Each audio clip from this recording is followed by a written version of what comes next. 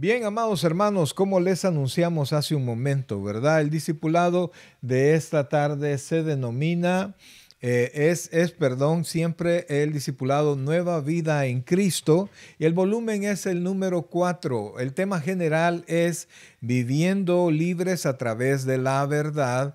Respuestas bíblicas a mentiras comunes. Y el paso que vamos a desarrollar ahora es mentiras. Dios no perdonará a alguien como yo. Ok, amados, comenzamos y como siempre tenemos tres aseveraciones, ¿verdad? De las cuales usted debe considerar si son falsas o son verdaderas. Puede, si usted lo desea, enviarnos a través de los comentarios cuál es qué son para usted, ¿verdad? Si es verdad, pues una B la vidental, una B pequeña, y si es falso, una F. Así es que comenzamos, amados hermanos.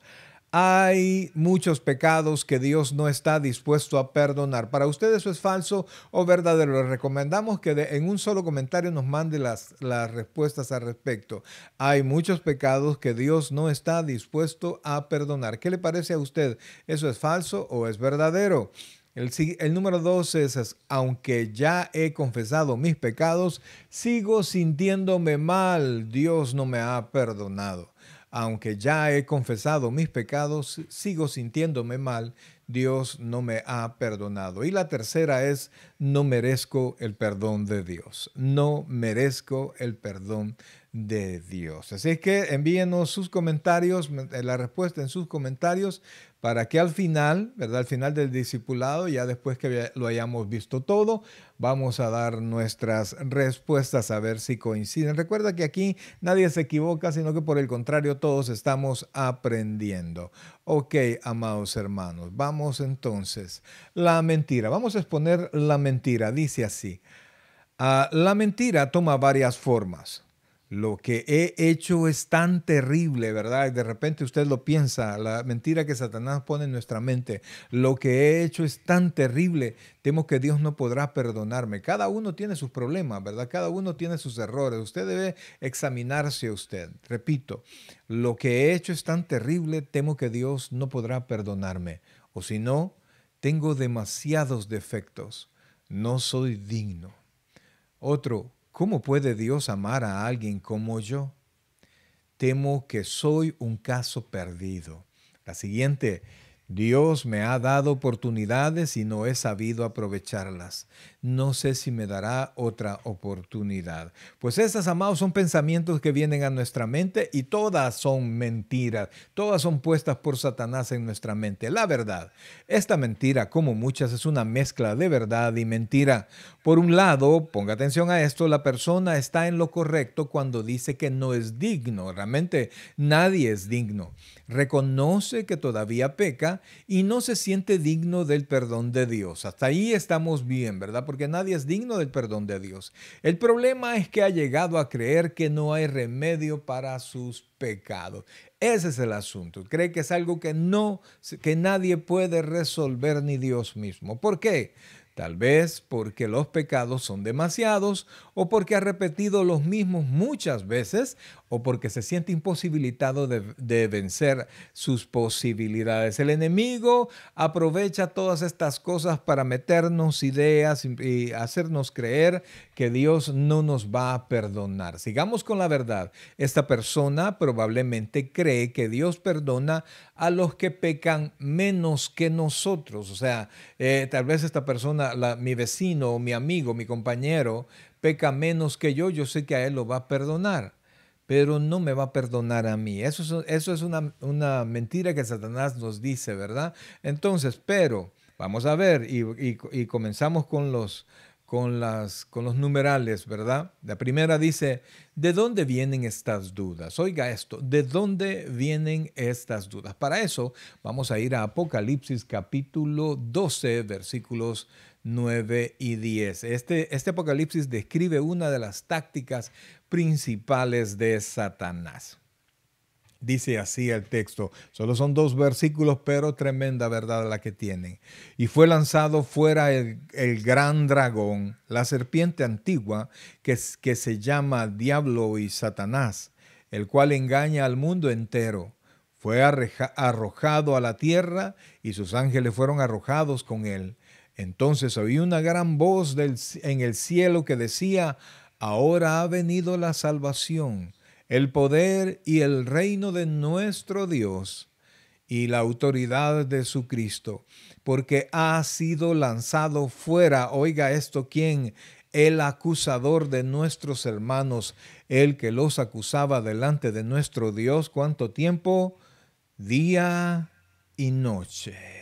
Entonces, amados, la pregunta es, ¿de dónde vienen todas estas dudas? Y después de haber leído Apocalipsis 9:10, que nos habla de un momento en el futuro, ¿verdad? De la revelación de Juan, aquí nos está exponiendo un momento del futuro, cuando Satanás va a ser arrojado, perdón, va a ser, comienza el término de Satanás, ¿verdad? Ya sus días, Satanás sabe que están contados. Entonces, aquí estamos hablando, Juan tuvo una revelación del futuro y allí, según esto, hay un aspecto que tenemos que contestar. Dice así, el versículo 9 dice que Satanás, ¿qué es lo que hace Satanás, verdad? Eso es lo que está haciendo en este momento, ¿verdad? En aquel entonces, del versículo que leímos, Satanás va a ser arrojado y ya no va a tener la oportunidad de hacer lo que hacía. Entonces, en el versículo 9, y si gusta se lo pongo de nuevo, dice, y fue lanzado fuera el gran dragón, la serpiente antigua que se llama Diablo y Satanás, el cual engaña al mundo entero. Fue arrojado a la tierra y sus ángeles fueron arrojados con él. Entonces, la pregunta es, en el versículo 9, en la segunda parte, dice que Satanás, ¿qué hacía con el mundo entero? ¿Verdad? ¿Qué es lo que en el versículo es pasado, pero es algo que Satanás hace ahora y tiene mucho que ver con uno de los nombres que tiene Satanás, y la Biblia dice que él es padre de eso que ahora se le va a señalar. Así que si usted tiene la respuesta, por favor envíenos en sus comentarios la respuesta. ¿Qué es lo que hace Satanás? Y por eso se le llama de esa manera a Satanás, ¿verdad? Esa es una de las características de las actividades de Satanás y de lo que hay en su esencia. Entonces, vamos a ver, si no tenemos respuesta, dice el versículo 9b, dice que Satanás engaña al mundo entero. Eso es lo que hace Satanás. Satanás nos está mintiendo, y cuando usted no tiene la dirección de la palabra del Señor, usted es engañado. Ahora, el versículo 10, la segunda parte del versículo 10, le llama él. Vamos a ver, ayúdenos por favor. En el texto, en el versículo 10, la segunda parte del versículo 10 dice, oiga, y ponga atención. Entonces oí una gran voz del cielo que decía, ahora ha venido la salvación, el poder y el reino de nuestro Dios y la autoridad de su Cristo. La segunda parte es esta, porque ha sido lanzado fuera el acusador de nuestros hermanos, el que los acusaba delante de nuestro Dios de día y de noche. Mi hermana Roxana nos da la respuesta a la primera pregunta, ¿verdad? Que ya pusimos también. Él es Satanás, dice que en el versículo 9 dice que Satanás engaña al mundo entero. Entonces, en la segunda parte del versículo 10 dice que le llama él, que es ¿cómo se le llama a Satanás? De nuestros, ahí vamos a poner más respuestas, ¿verdad? De nuestros, vamos a poner ahí otra, ahí otra palabra de la acción que Satanás hace en este tiempo, y así se le denomina también, porque en el anterior dijimos, dice que Satanás engaña, él es el engañador, él es el padre de toda mentira. Y entonces dice, y el versículo 10 le llama él, de nuestros hermanos, el que los delante de quién, de día y de noche, según el texto que hemos visto. Es bien útil que usted pueda tener la Biblia con usted para que usted pueda ir viendo cada uno de las respuestas, ¿verdad? Porque a veces tenemos que moverlo de la pantalla para poder continuar o para sacar las preguntas. Entonces, amados hermanos, dijimos en el versículo 9 dice que Satanás engaña al mundo entero. De ahí vienen todas estas mentiras que llenan nuestra mente de inseguridad respecto de Dios. Entonces, en el versículo 10 dice, le llaman, en ese versículo, en la segunda parte del versículo 10, le llaman, vamos a poner nuestra respuesta, le llaman, él dice acá, acusador. Oiga bien, se le llama el acusador ¿de quién? ¿De quién es el acusador? Estamos hablando ahí de Satanás y ya pusimos que Satanás engaña al mundo entero, ¿verdad? Recuerde que estamos en el capítulo 12 de Apocalipsis. Engaña al mundo entero y el versículo 10 le llama el acusador ¿de quién? Según ese texto. Vamos a continuar, amados hermanos, para poder ir avanzando un poquito porque queremos descubrir, ¿verdad? Queremos señalar y queremos sacar la verdad a la luz. La Biblia dice que Él es el acusador de nuestros hermanos, el que los, o sea, el que lo, y esto quiero, amado hermano, que entienda, Satanás es algo que hace hoy, ¿verdad? Él es el acusador y ahí habla de nuestros hermanos, ¿verdad? Porque ya habían creyentes allí en el cielo, ¿verdad? De nuestros hermanos. El que los, vamos a poner la siguiente palabra, el que los acusaba delante de Dios, de nuestro Dios de día y de noche.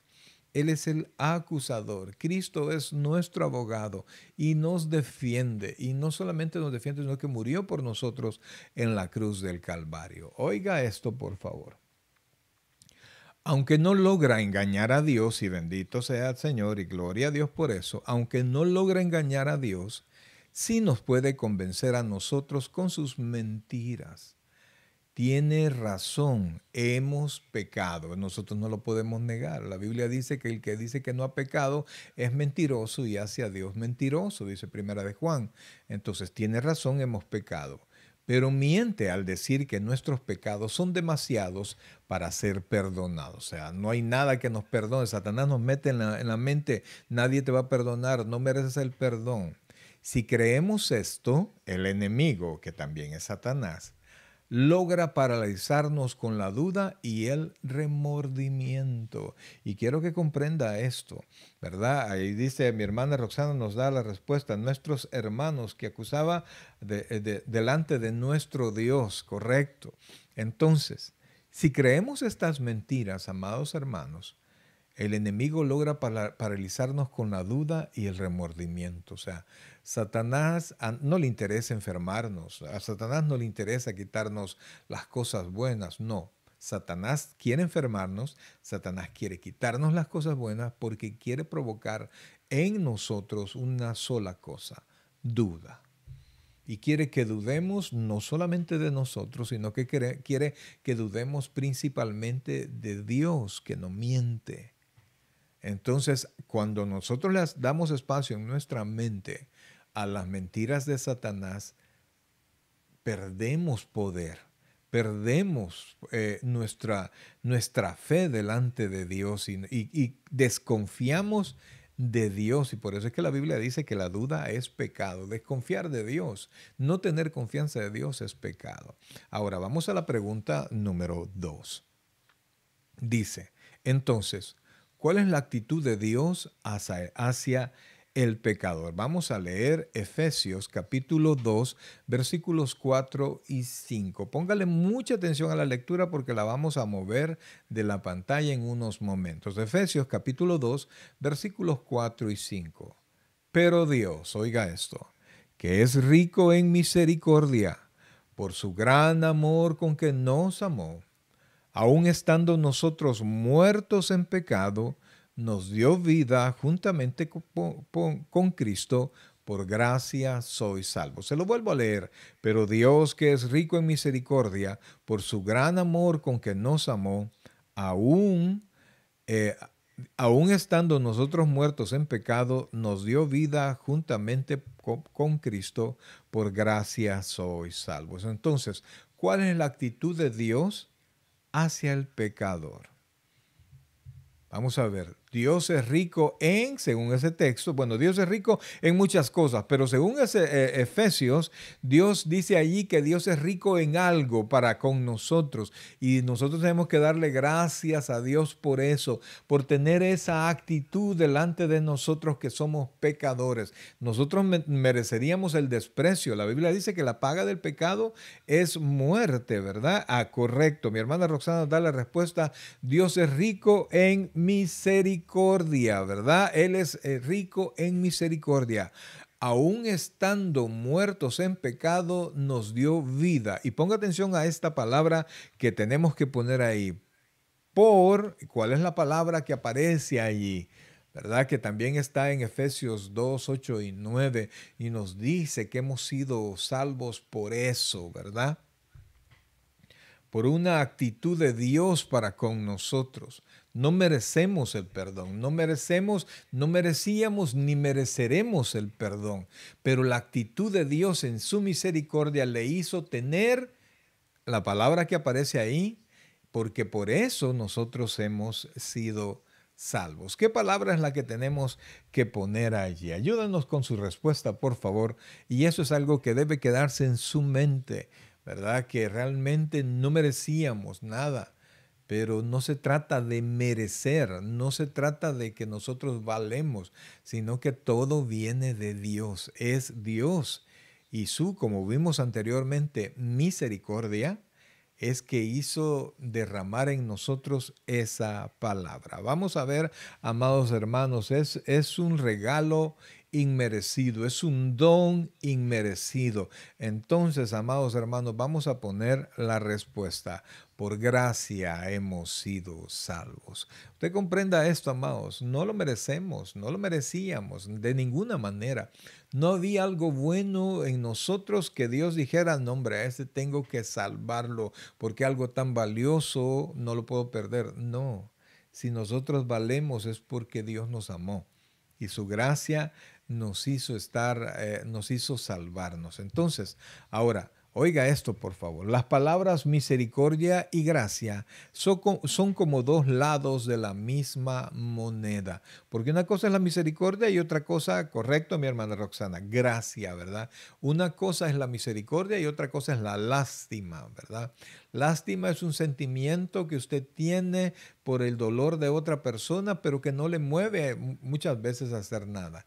La misericordia viene del amor, ¿verdad? Y usted siempre es movido cuando es misericordia a hacer algo. Entonces, aunque la persona no lo merezca, por la misericordia somos movidos a hacer algo. De igual manera, por misericordia Dios se movió a que por su gracia nosotros fuimos salvos a través del sacrificio de Jesucristo. Entonces dice, las palabras misericordia y gracia son como dos lados de la misma moneda. Misericordia, oiga esto, la compasión de Dios en retener un castigo merecido. Es bien importante, amados, retener un castigo, pero ¿cómo es el castigo?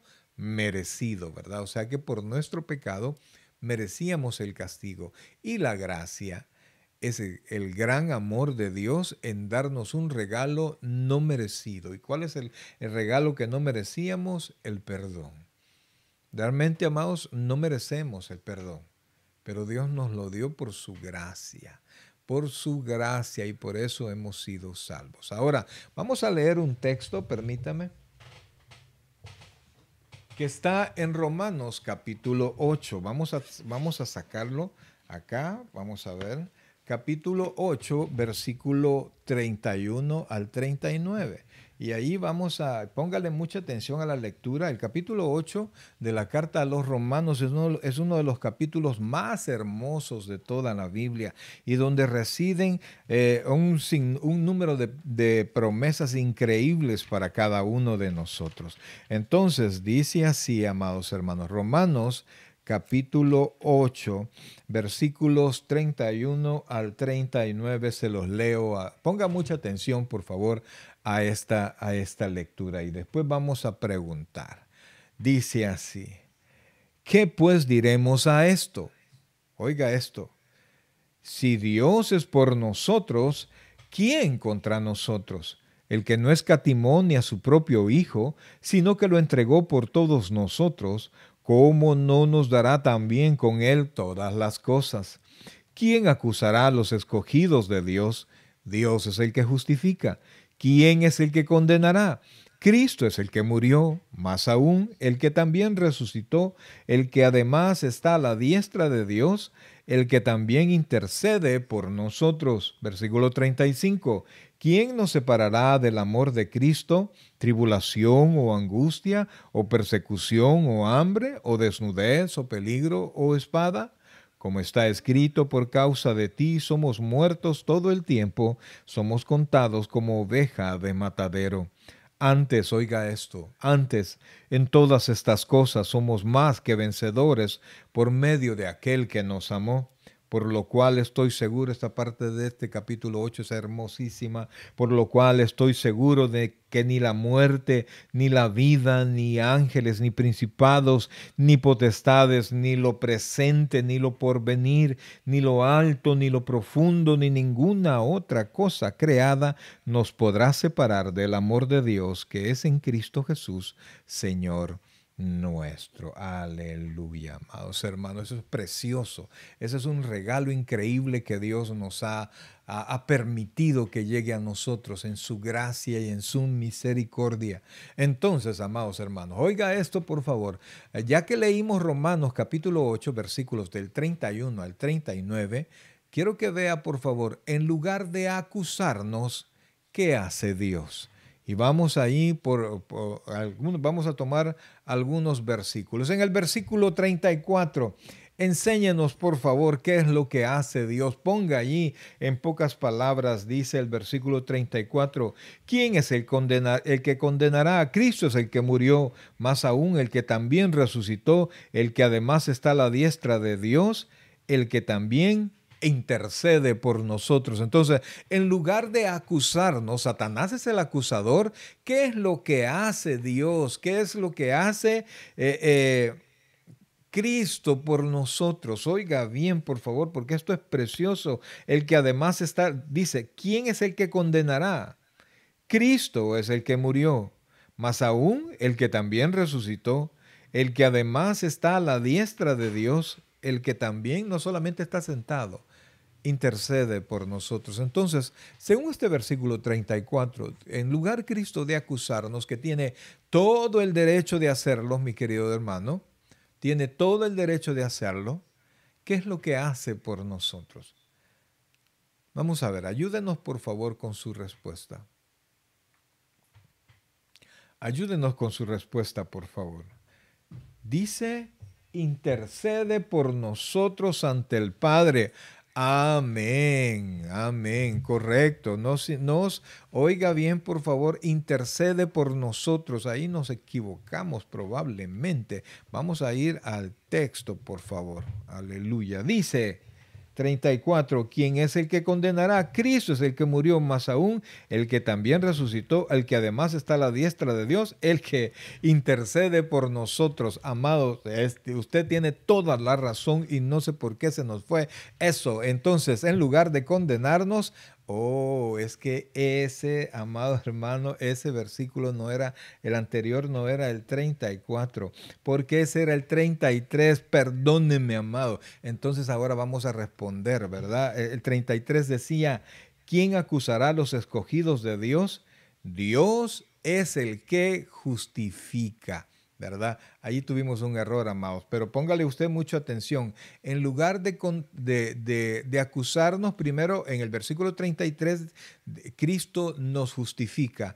Y definitivamente la respuesta que ya nos dieron los hermanos dice, en lugar de condenarnos, ¿qué hace Cristo ahora? Y ese intercede por nosotros. Amados hermanos, mira, esto es precioso. ¿Por qué?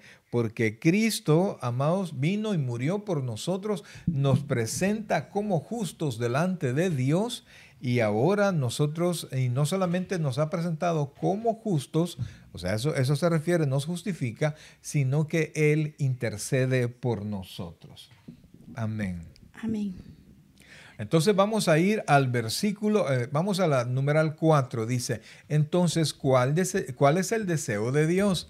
¿Castigar o perdonar? ¿Qué piensa usted? ¿Cuál es el deseo de Dios? ¿Castigar o perdonar? Yo creo que después de haber leído lo que dice en Romanos 8, creo que no nos queda duda al respecto de cuál es el deseo de Dios. Sigamos, corazón. Amén. Entonces, seguimos con la pregunta número 4. Bendiciones. Dios está de nuestro lado, quiere perdonarnos y traer paz a nuestras vidas. Dios no está jugando a las escondidas con el creyente. No hay que rogarle o convencerle. Él así lo ha decidido y está deseoso de perdonarnos y restaurarnos. Esto es hermoso, amados. O sea que la actitud de Dios no es para condenarnos. El apóstol Pedro nos dice, ¿verdad?, que Dios no retarda su promesa como algunos tienen que, lo que dicen, ¿verdad?, sino que Él desea que todos procedamos al arrepentimiento. O sea, Él desea perdonarnos, ¿verdad? Entonces, y Dios está esperando que usted y yo vayamos a Él. Amén. Ahora vamos a la número 5. La número 5 nos dice, ¿qué sucede cuando recibimos a Cristo? Según Romanos 5:1 nos dice, justificados pues por la fe, tenemos paz para con Dios por medio de nuestro Señor Jesucristo. Entonces, ¿qué sucede, verdad? Ya hablamos que en el capítulo 8 de Romanos que Cristo nos justifica. Entonces, ¿cuál es el resultado? ¿Cuál es el resultado de esa justificación según el capítulo Romanos 5:1, perdón. 5:1. 5:1. Vamos a ver, ayúdenos por favor con su respuesta. Romanos 5:1. Además de justificarnos, ¿cuál es el resultado de esa acción? Correcto, correcto, dice mi hermana Roxana. Tenemos paz, ¿verdad? Entonces, primero dice que somos justificados por la fe. Y tenemos, como dice mi hermana, paz para con Dios. Amén. Somos justificados por la fe y tenemos paz para con Dios. Justificado por la fe quiere decir que Dios nos declaró justos con base en la obra de Cristo. No es que seamos justos o merecedores de su justicia. Dios acreditó a nuestra cuenta la justicia de Cristo.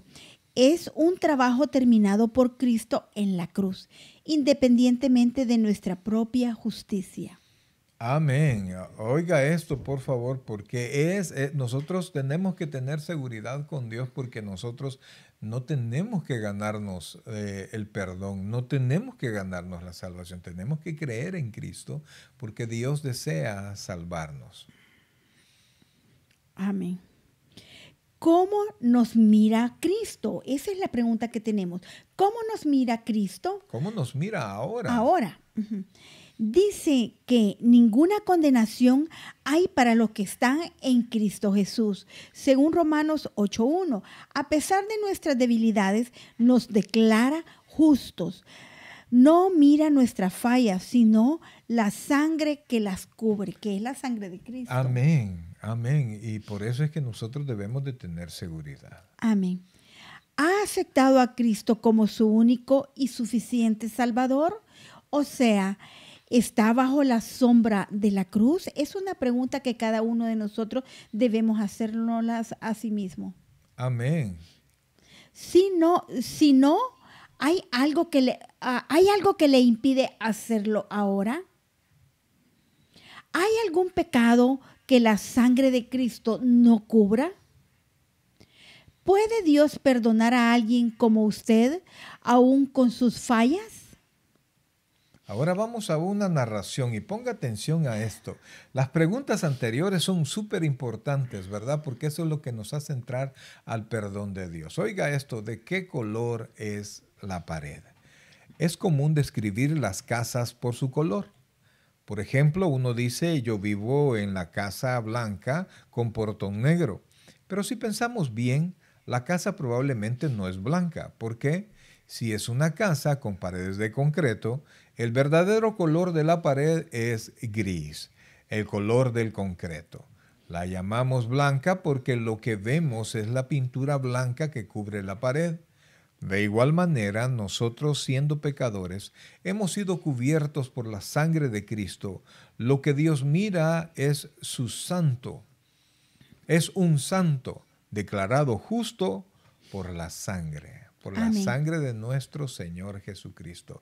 Ahora, la promesa y la confusión. Confusión.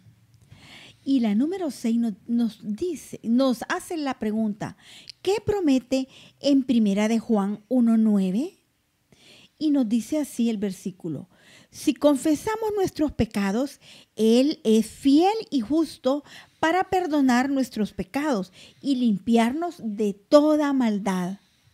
Entonces, mis queridos hermanos, ¿cuál es la promesa acá en este versículo pero tan importante para todos los creyentes y por supuesto los que vienen a Cristo, ¿verdad? Amén.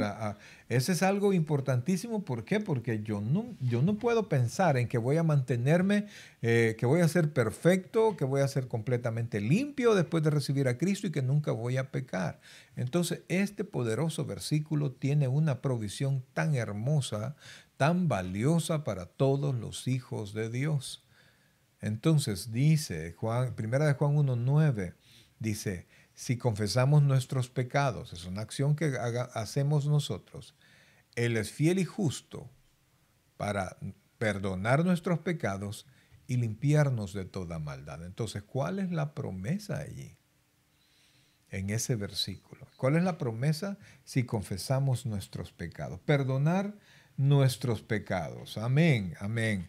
Así es, y no solamente nos va a perdonar nuestros pecados, sino que viene algo que Él hace Algo adicional. constantemente, ¿verdad? Así es, esa es la importancia que nosotros estemos en comunión con nuestro Señor y siempre yendo en oración para que Él pueda Correcto, porque hacer el siguiente paso. sí, porque primero nos perdona, ¿verdad?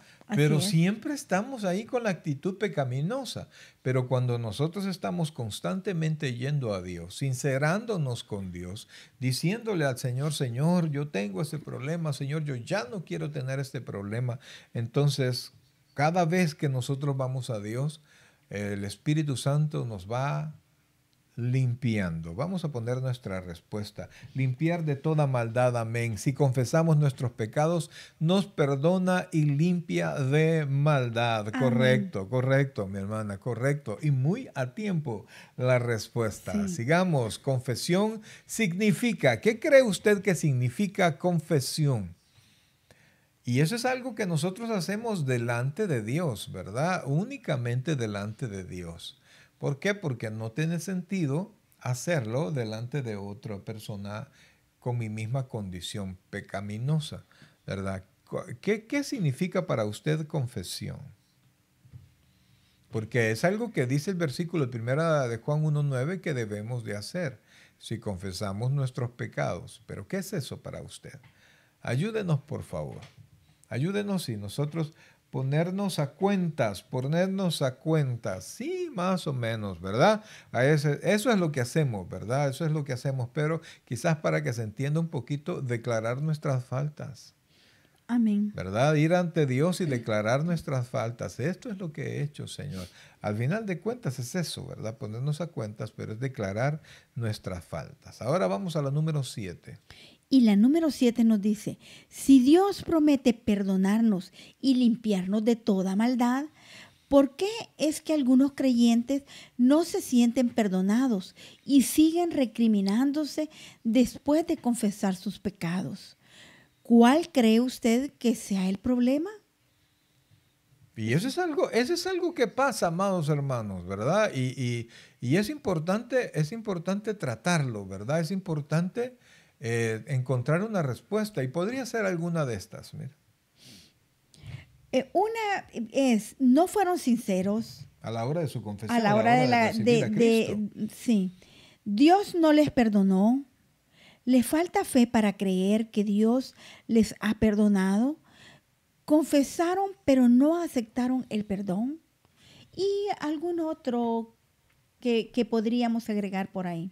Correcto, y fíjense para que se entienda, ¿ve? Si Dios promete perdonarnos y limpiarnos de toda maldad, ¿por qué es que algunos creyentes no se sienten perdonados y siguen recriminándose después de confesar sus pecados? ¿Cuál cree usted que sea el problema? ¿No fueron sinceros? ¿Dios no los perdonó? ¿Le falta fe para creer que Dios les ha perdonado? ¿Confesaron pero no aceptaron el perdón? O cualquier otra situación. Ahora, la número 3, dice mi hermana Rosana, le falta fe para creer que Dios les ha perdonado. Eso es lo que usualmente sucede. Sucede, sí. Ajá.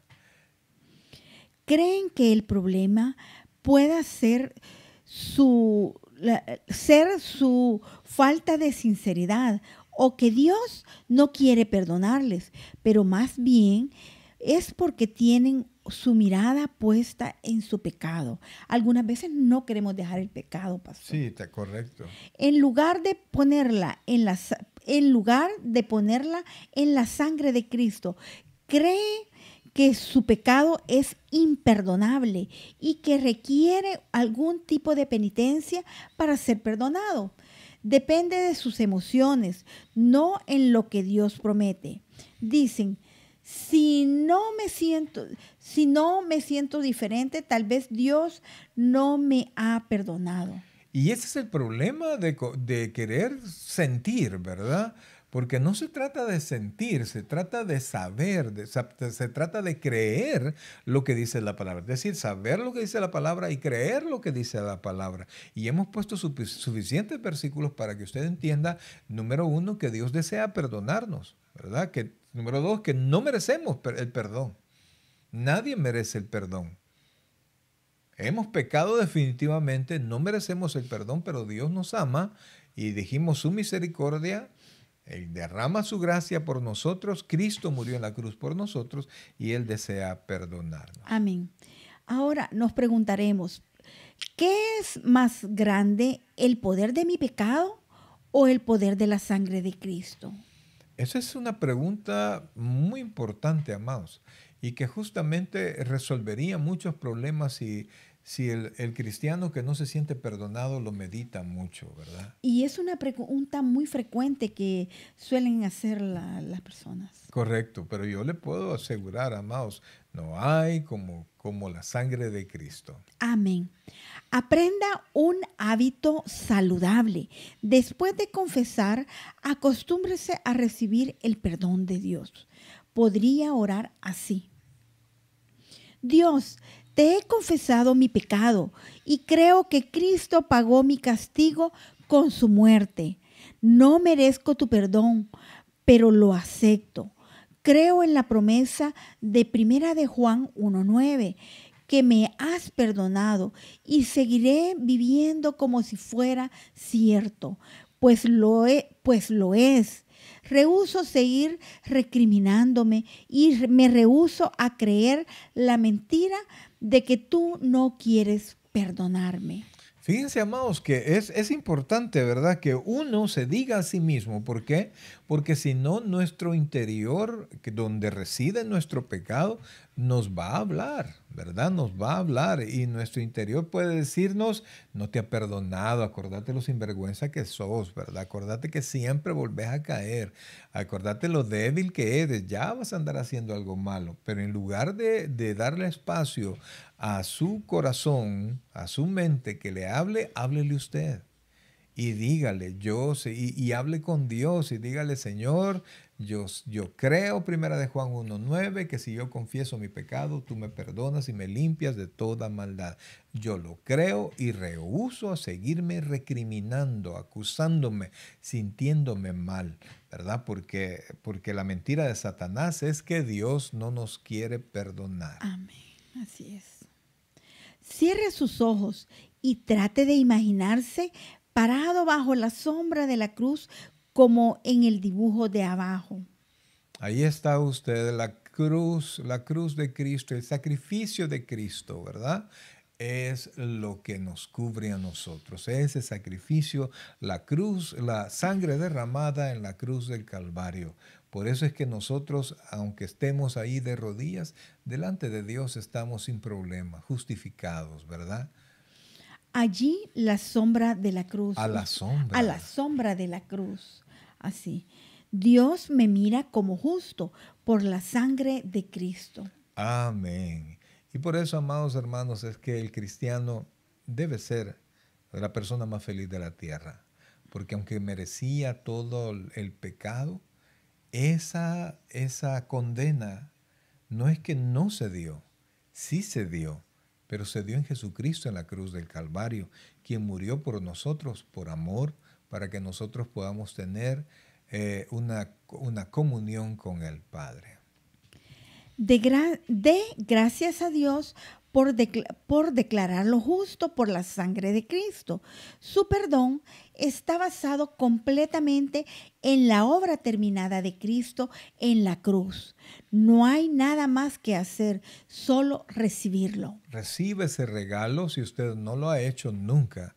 Recibe ese regalo. No hay nada en la tierra que pueda quitarle su pecado. No hay nada sobre la tierra. El rey David decía, mi pecado está delante de mí, ¿verdad? Y cada vez que usted se presente delante de Dios, su pecado está delante de usted. Y si no lo ha recibido, también puede compartirlo con sus hijos o con sus familiares más cercanos o con las personas que ama principalmente, porque no queremos que nuestros seres queridos vayan no al cielo, sino que al infierno eterno. Amén. Y nosotros, amados, esto no es un juego. Esto se trata de algo que es verdad. Somos culpables, definitivamente que somos culpables. Y solo la sangre de Cristo y el amor de Dios, el cual nosotros recibimos su perdón por gracia, nos puede liberar. Ok, mis queridos hermanos, volvemos al principio para ver sus respuestas. Ayúdenos y mándenos sus respuestas para ver si coinciden con las nuestras. Recuerde, V la vidental o V pequeña para verdadero y F para falso. Vamos a repetirlas. Amén. Hay muchos pecados que Dios no está dispuesto a perdonar. Nos dice, esta aseveración nos dice, hay muchos pecados que Dios no está dispuesto a perdonar. Envíenos su respuesta, falso o verdadero. Y la segunda nos dice, aunque ya he confesado mis pecados, sigo sintiéndome mal. Dios no me ha perdonado. Amén. Aunque ya he confesado mi pecado, sigo sintiéndome mal. Dios no me ha perdonado. Y la tercera nos dice, no merezco el perdón de Dios. Y suele escucharse eso de muchas personas que dicen, no merezco el perdón de Dios. Envíenos su respuesta, falso o verdadero. Amén. Ayúdenos, por favor, envíanos su respuesta. Eso es bien importante, mi querido hermano, que usted sepa contestar, ¿verdad? Esto, porque nos vamos a encontrar con situaciones, o no sé si usted está viviendo situaciones así, donde considera que Dios no nos ha perdonado, que no hay sentimiento, que tengo que sentirme perdonado. Y si no, porque si no, no lo estoy, ¿verdad? Ya tenemos una respuesta. Hermano César nos envía por vía mensaje. Correcto. Que las tres son falsas, dice. Que las tres son falsas. Vamos a ver, las tres son falsas. Póngale mucha atención, ¿verdad? Ok.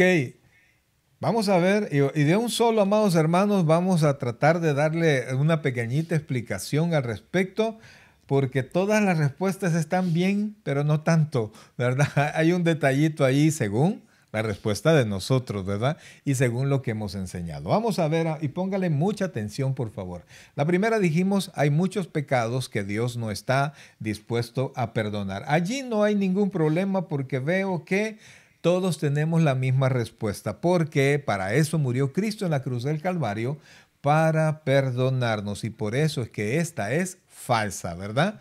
Esta es falsa. Ahora, la segunda es, aunque ya he confesado mis pecados, sigo sintiéndome mal. Dios no me ha perdonado. Entonces, vamos a ver a esto. Según lo que vimos hace un rato, yo no tengo que depender de mis emociones, porque muchas veces mis emociones están atadas a lo que yo pienso, pero no tengo que dejarme llevar por lo que yo pienso, sino que tengo que llevarme por lo que Dios dice.